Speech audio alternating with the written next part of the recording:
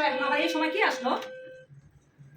আসসালামু আলাইকুম ভাবি, কেমন আছেন? ভালো আছে। তোমার মা নেই বাসায়? ফারজানা আমার আম্মু একটু বাইরে গেছে ভাবি।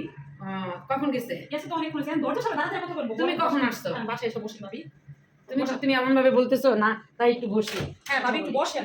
আসছেন বসেন ভাবি। তুমি এমন বসো, তুমিও বসো। হ্যাঁ বসতেছি। ভাবি আপনার শরীর কেমন আছে গো? আলহামদুলিল্লাহ ভালো আছে। তুমি তো কেমন আছো? তুমি আছি আলহামদুলিল্লাহ তুমি ভাবি। তো আসা না, সেদিন না তুমি আসলা?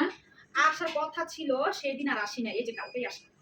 আমি তো ভাবছি তুমি আবারও আসলে আবার আমি ভাবলাম সেদিনও আসছো আবার আজকেও তুমি না আসলা। না সেদিন আসি না, কালকেই আসছি। তোমার জামাই আসে নাই? না জামাই আসে না, ও কাজে কাজে ব্যস্ত তো, চাকরি টাকরি নিয়ে ব্যস্ত, ও বাসায় আছে। আমার মেয়ে তো যখনই আসে জামাই নিয়েই আসে। বুঝছি না, আমার জামাই আসে না, ও হচ্ছে কাজে ব্যস্ত তো, ওই সংসার অফিস টফিস এগুলো নিয়ে ব্যস্ত, আসে না, ও তো বেশি বাপের বাড়িতে আসতে পছন্দ করে। তুমি কি রকমের জামাই ছাড়াই চলে আসো? আমার মেয়ে তো একবারে জামাই ছাড়া আসতেই পারে না, আর যখনই আসে জামাই নিয়েই আসে। বুঝছি, আমার হচ্ছে আসে না তো এখন কি বলবো, যদি না আসে এই আর কি। ও চাকরি করে, আমিও চাকরি করি, তো এই আর কি। এই আর কি। ও আমার মেয়ে তো চাকরি করে না, আমার মেয়েও চাকরি করে না, জামাইও চাকরি করে না। কি করে তাইলে? ওরা কিছুই করে না, ওদের টাকা পয়সা আছে।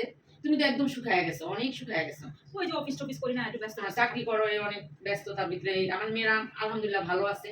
আমার মেয়ে কিছুই করে না, আমার জামাই কিছুই করতে দেয় না মেয়ের জামাই। মনে আছে অনেক কিছু, অনেক হ্যাঁ, টাকা যা হয় আর কি। হ্যাঁ, আমার মেয়ে আমার অনেক সাহায্য করে টাকা পয়সা দিয়ে। তুমি কি তোমার মা বাবারে কি কিছু দিয়ে সাহায্য করো? ওরকম কিছু করতে পারি না, হাজবেন্ডের সংসার করে টোরে ওরকম কিছু পারি না। তোমার হাজবেন্ডের কোনো কি সমস্যা আছে নাকি? না না, কি সমস্যা থাকবো ভাবি, কি যে বলেন না, কোনো সমস্যা না, না। আমার মেয়ে তো কখনোই মনে করো যখনই আলহামদুলিল্লাহ যখন বলি বা আমি না বললে ওরা নিজের থেকেই মানে আমার এর জন্য করতে চায়। মা অনেক কিছু করে, এই আর কি। সেটা ঠিক আছে, বুঝছি। তুমি তোমার চাকরি না করলে কি হয় না?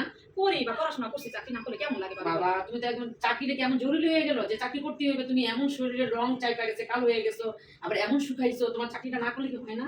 হয় ঠিক আছে, না এত পড়ালেখা করছি, বাপ মা এত পড়ালেখা করেছে, চাকরি আর আমার মেয়েরও তো পড়াশোনা করেছে। আমার মেয়ে তো কোনো চাকরি করে না, আমি কোনো চাকরি করতেই দিবে না, বরং আমার কিছু না বলার আগেই পাঠিয়ে দেয়।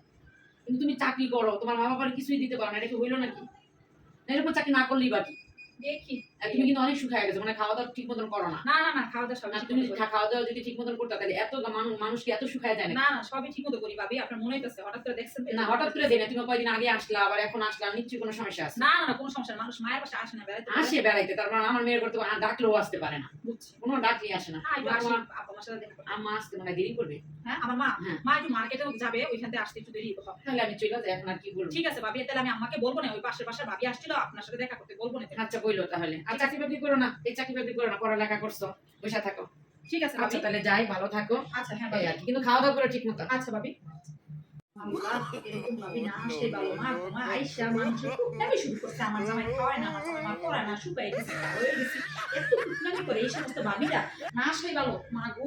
আমার নিজেই চাপা চিন্তা লাগে না, আমার মেয়ের জামাই কোনো চাকরি পায় না। ফারজানার যে শুধু শুধু বললাম কি আমার মেয়ের জামাই তো চাকরি পায় না, আমার মেয়ের চালাইতেছে আমার জীবন শেষ, আমার মানুষের সব গেছে।